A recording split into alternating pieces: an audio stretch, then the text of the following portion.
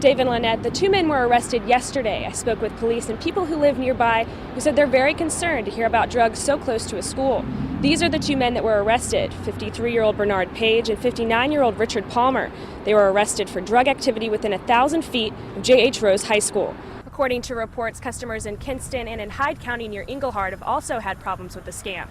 Live in Greenville, Sarah Dodrell, WITN News. Not everyone is enjoying this snowy weather.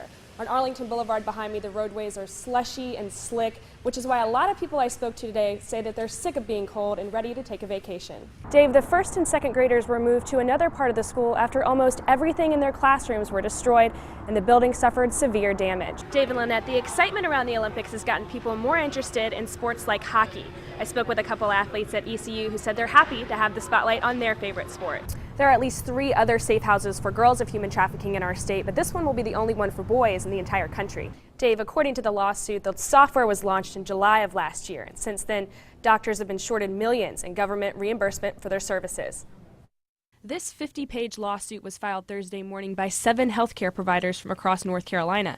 They're seeking millions in damages from the state and its contractors after faulty software from the NC Track program never paid them their Medicaid reimbursements. We've been filing electronically with Medicaid for approximately the last 6 months to a year, and we haven't gotten any reimbursement for Medicaid. While not a part of the lawsuit, Dr. Bruce McCray of Greenville has had some of the same issues described in the complaint.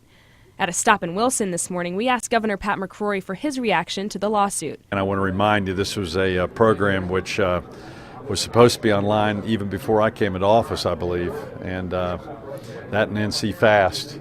So we'll get back. I'm not aware of the lawsuit at this point in time. Dr. McCray says they're still short tens of thousands of dollars in government reimbursement.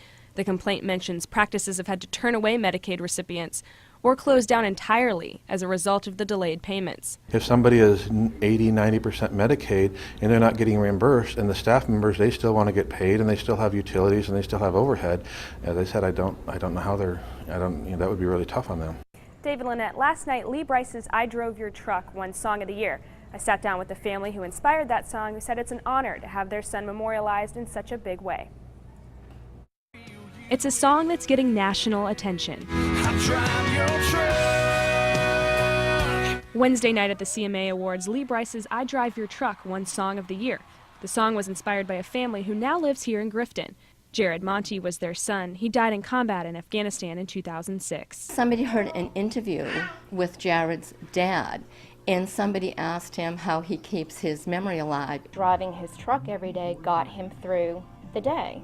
And it really touched that songwriter, and they got together and found Lee Brice and wrote the song, and it just took off.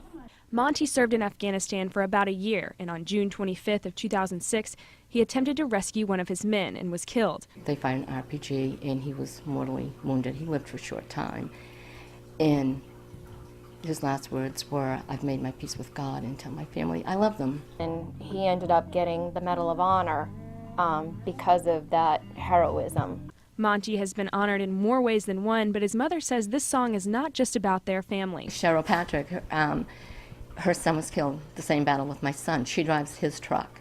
I think Rhonda Bradbury drives her son's truck. He was the one who was killed when the stretcher fell.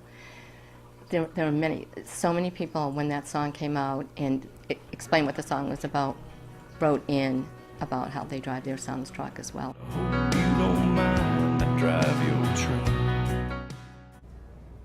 That song was released in December of last year and reached #1 on the charts just a few months later. Dave and Lynette.